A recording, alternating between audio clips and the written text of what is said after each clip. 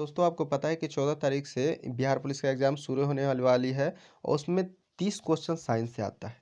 तो ये 30 क्वेश्चन आपके लिए बहुत महत्वपूर्ण होती है क्योंकि ये 30 क्वेश्चन जो होता है यही आपका रिज़ल्ट को क्वालिफ़ाई करने में मदद करेगा और इसको याद करने में भी बहुत आसान होती है। तो आइए 30 क्वेश्चन देखते हैं। ये 30 क्वेश्चन प्रिपेयर करने के लिए मैं सेट लेकर आया हूँ, उस सेट को देखते हैं। बहुत सारे सेट लाया हूँ, उसमें सभी इम्पोर्टेंट है। तो आइए इस सेट की भी बात कर लेता हूँ। तो सबसे पहले क्वेश्चन से शुरू करता हूँ। सबसे पहला क्वेश्चन है कि उत्तल दर्पण पर बना प्रतिबिंब कैसा होता है? तो उत्तल दर्पण पर बना प्रतिबिंब होता है कैसा? तो इसका सही जवाब है आपका सी, यानी कि काल्पनिक तथा सीधा होता है। काल्पनिक होता है और सीधा होता है इसका प्रतिबिंब। गोलीय दर्पण की फोकस दूरी वक्रता त्रिज्या की क्या होता है? आधा होता है, दोगुना होता है, तिगुना होता है या चौथाई होता है? तो इसका सही जवाब है आपका, इसका सही जवाब है कि आधी होती है। हजामत बनाने के लिए किस दर्पण का प्रयोग किया जाता है? तो इस सबको बखूबी पता होगा कि अवतल दर्पण का प्रयोग किया जाता है। नेक्स्ट क्वेश्चन क्या है कि द्रव के अपेक्षित घनत्व मापी जाती है? तो द्रव के अपेक्षित घनत्व मापी जाती है हाइड्रोमीटर से।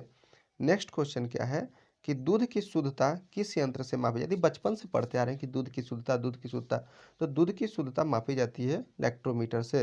गाड़ी के चालक के सामने लगा जो प्रति दर्पण होता है वो कौन सा दर्पण होता है? तो वो कौन सा दर्पण होता है? तो ये उत्तल दर्पण होता है। फोटोग्राफी कैमरे में फोटोग्राफी कैमरे में के अभिदृश्य होता है तो ये कौन सा लेंस का उपयोग या कौन सा दर्पण का उपयोग किया जाता है? तो इसका सही जवाब है उत्तल लेंस। पानी में जो बुलबुला निकलता है हवा के कारण, वो बुलबुला किस तरह से काम करता है? किस दर्पण या किस लेंस की तरह काम करता है? तो इसका सही जवाब है अवतल लेंस के जैसा कार्य करता है।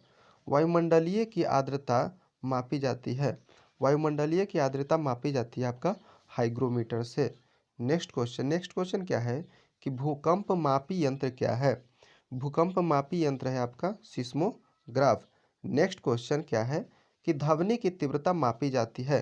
तो ध्वनि की तीव्रता मापी जाती है, इसका सही जवाब है 11 का ये, क्योंकि डेसिबल से मापी जाती है ध्वनि की तीव्रता। ये तो आपको बचपन से ही पता होना चाहिए, कम से कम 8 9 में पढ़ा ही होगा। कहते हैं मानव रेटिना पर बना प्रतिबिंब कैसा होता है? मानव के रेटिना पे जो प्रतिबिंब बनता है वो कैसा होता है?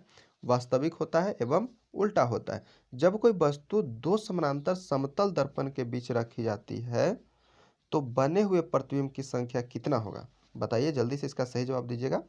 इसका सही जवाब है आपका बी, अनंत प्रतिबिंब होगा। ये आप गिन नहीं सकते हैं।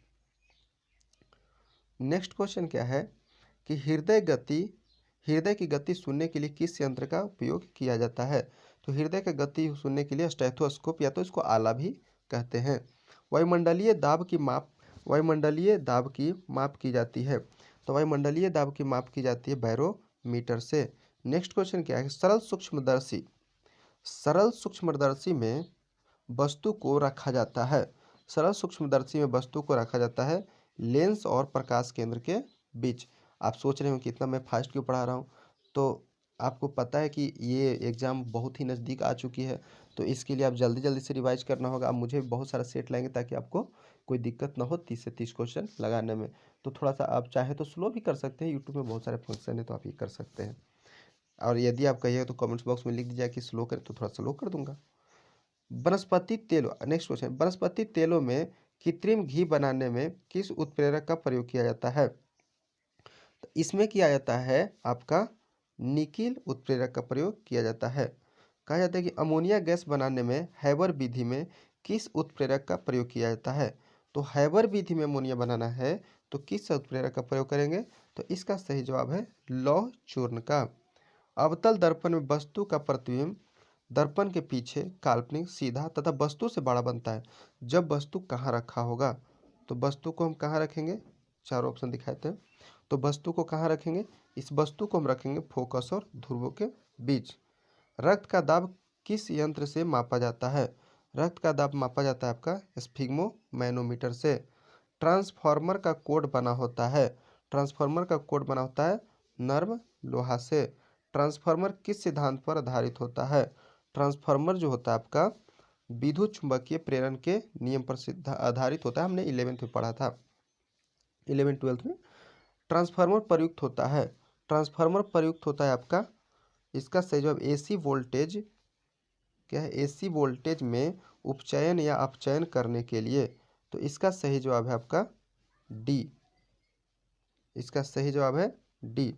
नेक्स्ट क्वेश्चन है, नेक्स्ट क्वेश्चन 24 नंबर क्या है, 24 नंबर है कि heat wit and Wheatstone bridge का व्यवहार किससे मापने में किया जाता है।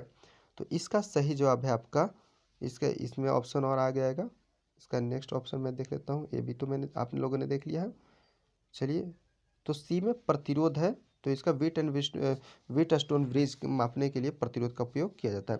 पानी के अंदर ध्वनि सुनने के लिए किस यंत्र का उपयोग किया जाता है। पानी के अंदर ध्वनि सुनने के लिए हाइड्रोफोन का उपयोग किया जाता है। लाउड स्पीकर में ऊर्जा परिवर्तन होता है, लाउड स्पीकर में ऊर्जा परिवर्तन होता है आपका विद्युत से यांत्रिक एवं यांत्रिक से ध्वनि ऊर्जा में। थोड़ा सा कट गया है, देख लीजिएगा ध्यान से, उतना गड़बड़ ना है। कहता है कि निम्नलिखित में किस यंत्र से यांत्रिक ऊर्जा से विद्युत ऊर्जा में परिवर्तित किया जाता है। यांत्रिक ऊर्जा से विद्युत ऊर्जा में परिवर्तित करने के लिए डायनेमो है, जो कि जनरेटर में लगा होता है। कहता है कि निम्नलिखित में से कौन सी युक्ति विद्युत ऊर्जा को यांत्रिक ऊर्जा में परिवर्तित करता है। विद्युत ऊर्जा को यांत्रिक ऊर्जा में, तो ये आपको पता है कि विद्युत मोटर ये काम करता है। नेक्स्ट क्वेश्चन, रासायनिक ऊर्जा का विद्युत ऊर्जा में प्रयोग करता है, वो परिवर्तन करता है। तो रासायनिक ऊर्जा को विद्युत ऊर्जा में कौन परिवर्तन करता है, तो ये करता है आपका बैटरी। रेक्टिफायर का प्रयोग किया जाता है, रेक्टिफायर का उपयोग किया जाता है, इसका थोड़ा सा छोटा कर दूँ ताकि आपको चार ऑप्शन दिखाई दे। रेक्टिफायर का उपयोग किया जाता है आपका किसमें, एसी को डीसी में बदलने के लिए, एसी को डीसी में बदलने के लिए।